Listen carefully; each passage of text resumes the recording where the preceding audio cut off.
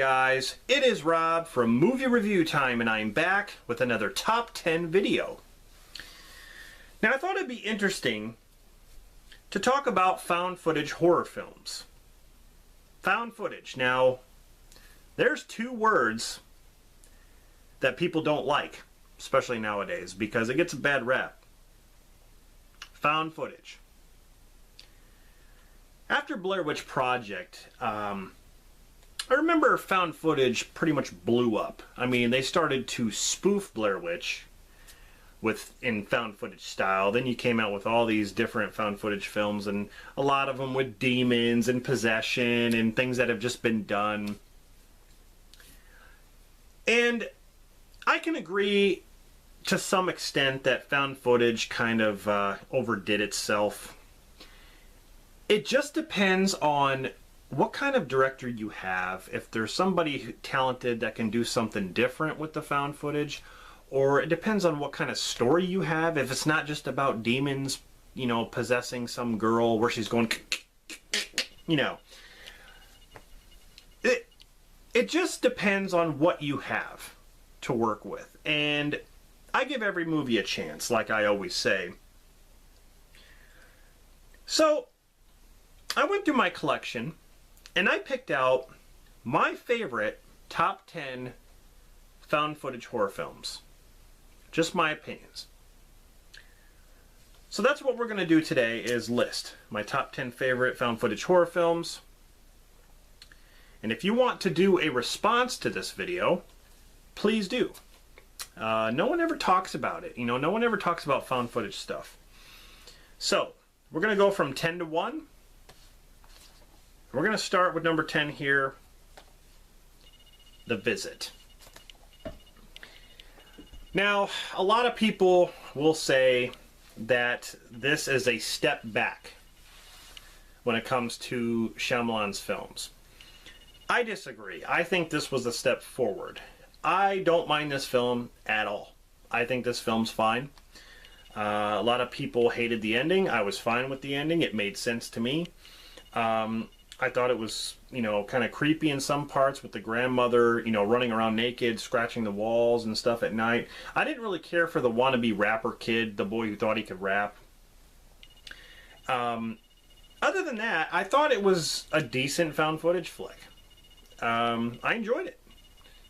It's not as good as like some of Shyamalan's other films, like Signs or Unbreakable or anything like that, but I do think this is better than The Village and Last Airbender, or Last Fartbender, and After Earth, and you know, Lady in the Water. So I don't know if that's really saying much, but I don't have a problem with this movie. I thought it was pretty good. So that's number 10. Number 9 is a film that really surprised me, Unfriended, which is basically a bunch of people, you know, in a chat, you know, on their computers and stuff, talking to each other, and there's this unseen figure who enters the chat and starts messing with the people and makes them do things and starts killing them off one by one. This one was it was a very creative kind of movie, and I don't think it's the first of its kind. I think there was a movie called The Den or something like that. I've never seen it. I think that was first, maybe. But I thought this movie was very creative. I don't know. I enjoyed it. Dark Web is another video all in itself. Number 8 is Grave Encounters. I think this one was good. It, you know, it kind of pokes fun at ghost adventures and ghost hunters kind of thing. You know, where they go into a psychiatric hospital and start to record and for a television show, and things start to go wrong. They start seeing things. Yeah, I thought it was, for, you know, a low budget kind of independent horror film, I thought it was done, you know, really well. So, Grave Encounters. Number 7 is a film that not many people have heard of, and it's from the producer of The Terminator and Aliens, and I definitely recommend this film. And it's called Welcome to the Jungle. Now, this is a 2007 found footage horror film where it kind of pays homage to Cannibal Holocaust. There's a lot of things, if you're a fan of Cannibal Holocaust and you watch this movie, you will see a lot of references. You will be like, oh, that's from Cannibal Holocaust. They do that a lot in this film, but this is a very intense movie. I really enjoyed it.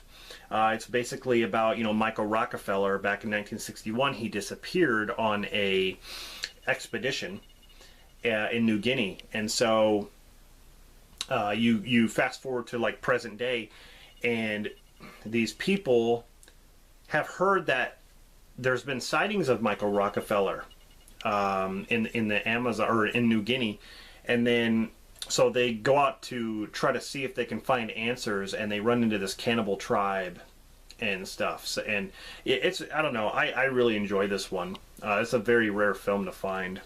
So that's number 7. Number 6 is Paranormal Activity, the very first one now. I think the other ones are garbage. The other ones tried to take a formula which worked in this one, I believe. They tried to take it and expand on it. And I give them props for that, but it's this, when you watch the sequels, it's the same thing as this movie. It's the same thing. They just try to add a few things here and there. And it to me, it doesn't work because we've already seen it. We've already seen it in this film. That's why I think this movie should just be, it should have just been a standalone movie. This was done on a very, very low budget. It was like limited theaters and stuff like that. And then it got such huge praise. And it might have been a little bit overrated. But this movie kind of clicks with me because of some of the experiences I've had in a house. Not like with demon possession, but like paranormal stuff. Now, if you haven't had paranormal stuff happen to you, I don't blame you for not believing in it. But I definitely believe in it. And because of my experience, this movie actually has 3 endings to it, and I love it. I love this movie, the first one. Number 5 is Cloverfield, basically an American found footage monster film, directed by Matt Reeves and J.J. Abrams as the producer, where this monster goes around New York and starts,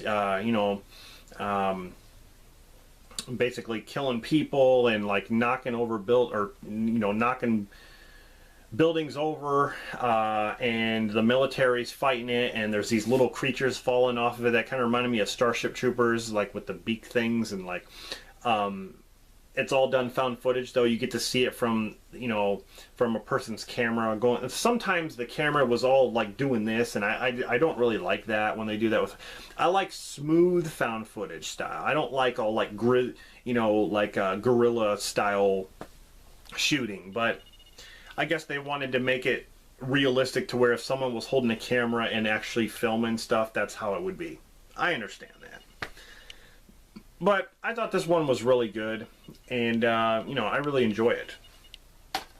I think this had T.J. Miller. Yeah, this was the first movie I ever saw T.J. Miller in before he became popular.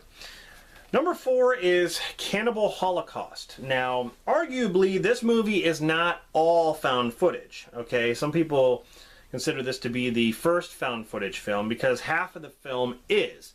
Because these people, these investigators go into the jungle and they find, the reel and tape of these filmmakers who went missing. And when they come back and they review the footage, they find out what happened to them. So then it cuts to when they watch the footage, then the movie starts to where you're actually seeing these filmmakers and, who are making like a documentary and stuff. They're around this tribe, and they're kind of mean to this tribe, and then this tribe gets their revenge on them and does, grisly stuff to them. Of course, this is a very bloody movie, very grisly, grisly form of shooting. And really good, though. I don't know. I enjoy this film, minus the animal deaths. So, Cannibal Holocaust. Coming in at number 3 is a film that really surprised me.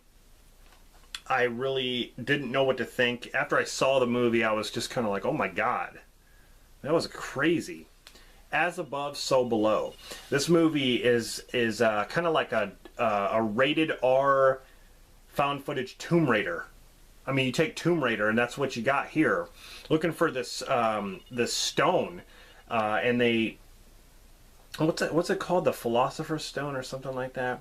They have to go into the catacombs beneath the streets of Paris to get to this place, and they keep getting deeper and deeper underground and deeper, and all of a sudden, like, it's like they're journeying into hell, and like they start seeing things, and like their own fear is coming alive. Like whatever they fear is what's actually happening. Really, really amazing. Like the end of the movie really amazed me as well. But yeah, kind of creepy moments. It's got the kid. I don't remember his name. The main kid in here was in the Friday the 13th remake. He was in the beginning when he was having sex with that girl in the tent. And he's like, I'm not going to go outside with a boner. Like, it was that same kid that's in there, so, in the movie. Okay, coming in at number 2 is a horror anthology film, and it's VHS 2 or SVHS. There are 3 VHS movies, and the first one I don't really care for some of the stories. The third one I can't really get into it. This one I like all 4 stories. It has a wraparound, but you got a guy with a like a mechanical eye, starts seeing ghosts.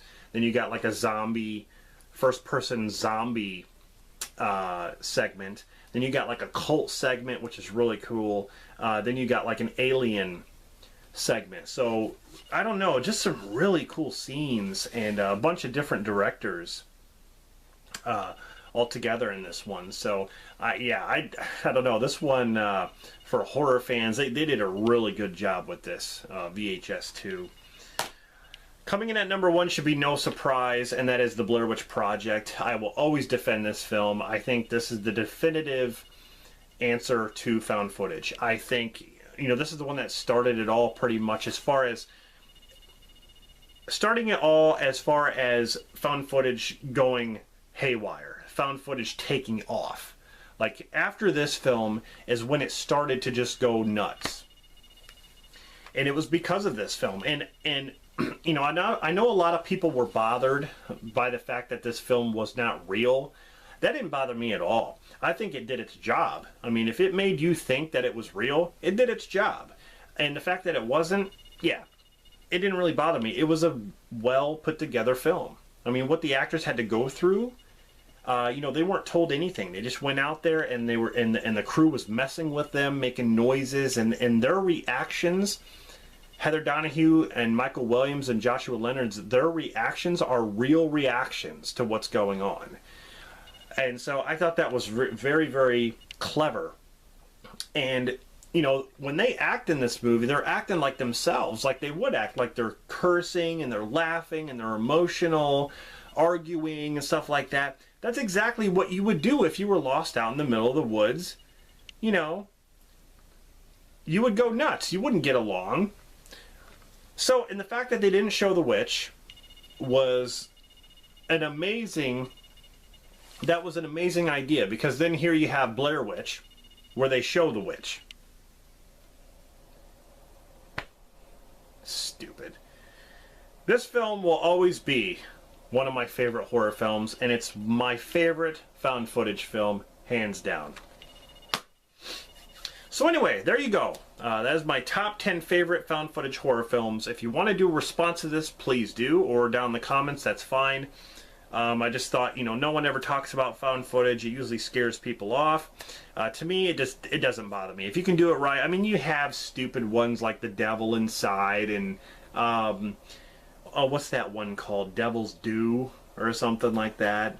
There's just, some of them go overboard with the demon possession stuff, and that's just been done to death. They just need to stop that stuff. But I know there's the Wreck films. I believe I've only seen the first Wreck, but I don't have any of the Wreck films. I thought they were okay. Like I'm not like jumping for joy over those movies, but I actually have to see them again. But as of right now, this is where my list stands. So yeah. Thank you very much for watching this, and subscribe for more content. Stay tuned for more top 10 videos and more list videos, because I have a lot of those coming, and movie reviews. So yeah, This is Rob signing off, and I'll see you guys next time.